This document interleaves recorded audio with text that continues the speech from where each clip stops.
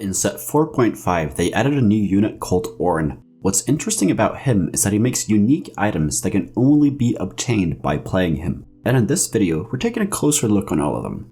First one up is Gold Collector. This is an offensive item which lets the wearer execute units that are below 10% HP. The important thing to note here is that the amount of damage you deal doesn't matter. As long as you apply some form of damage, you get gold and execute the unit. Now knowing this, the units that utilize this item the best are the ones that deal consistent splash damage. Some of the better ones are Samira, Set, Swain, Asir, Saya, Kale, Ornn, and Sejuani.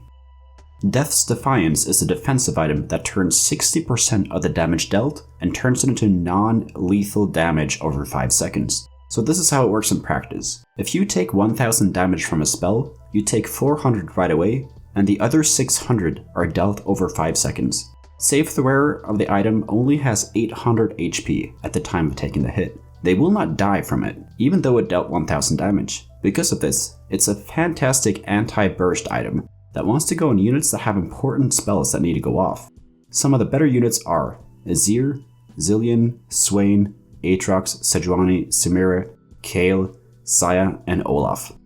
Infinity Force is an all-arounder item, as it just gives you every possible stats besides mana. This is great on bruiser carries like Olaf, Tryndamere, and Shyvana, as they often take a bit of damage from frontliners, so it makes them a bit more tanky. Some units you don't want to put this on are mages, as they are very stat dependent, as they just want mana and AP in most cases.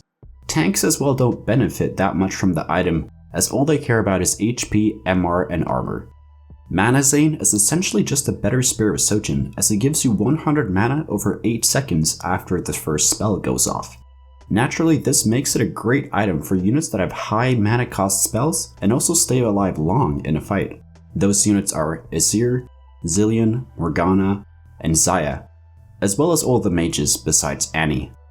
Eternal Winter is a tank and utility item that is very positioning dependent. This item slows the attack speed of all enemy units that are attacking it, and if they attack the target 5 times, they are completely frozen. So the best usage of this item is to put it on a unit that the enemy carry is going to focus. Therefore, this wants to go on tanks that you can move around a lot, such as Swain, Ornn, Shen, Cho'Gath, and Rakan.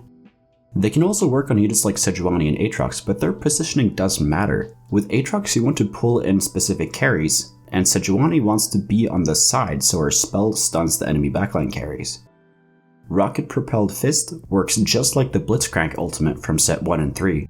It pulls in the farthest away unit and makes surrounding units target it. With some good scouting skills, you can pull the enemy carries into your team and destroy them before they even do any damage. Some more things to note with this item is that if your unit is in the cubbies, they can still get grabbed. If the unit with the item is on front row on either right or left side, they will pull in the units from the opposite cubbies. To counter this item, people will put a useless unit next to their carries to get pulled in instead. If you have a Zephyr, then you can Zephyr the useless unit and now the carry gets pulled in. Randuin's Sanctum works just like a Keeper Shield. This gives all adjacent allies 40 armor and MR for the rest of combat, but the wearer itself doesn't get any. Therefore, this wants to go in a unit you can move around a lot or have next to many other units. It can also go on the weaker frontliners to buff the stronger ones. Do not overfixate on getting max value out of it, as positioning is still incredibly important.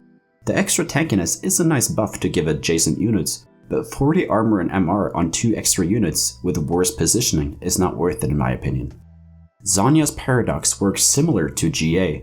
When the wearer of this item takes damage that would put them under 40% HP, they become invulnerable for 2.5 seconds. This makes it a great item to put on units that have important spells that need to go off like Zilean, Asir, Lee Sin, Cho'Gath, Sejuani, and Aatrox, and it can also be a defensive item for your carry. But note that this is just a better version of GA. It doesn't compare to Trackle or QSS, so scout the lobby to see if it's a good defensive item for your carry. Obsidian Cleaver is a utility item that shreds the armor and MR of enemies they either attack or hit with spells. Since this is a utility item, it doesn't want to go on our main carry. We instead want to put it on units that deal consistent AoE damage, and those are Samira, Swain, Asir, Saya, Kale, Ornn, and Sejuani.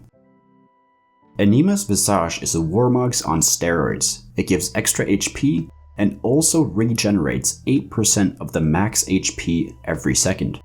Therefore, it wants to go on a unit with high HP already. This is definitely the single best item you can put on a brawler, especially Nunu.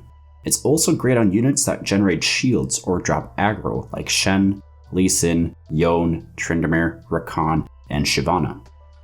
If you want to learn more about the regular items in TFT, check out my item guide where I go in depth on every single one. Link in the description. Thank you so much for watching. If you learned something, please leave a like and subscribe to the channel. Comment down below what video you want me to make next. And if you want to get better at TFT, join the Discord. We got over 1,000 other players there who are hungry to climb. And if you want to get coached by me, the information is over on the Discord server as well. So take care and see you in the next video.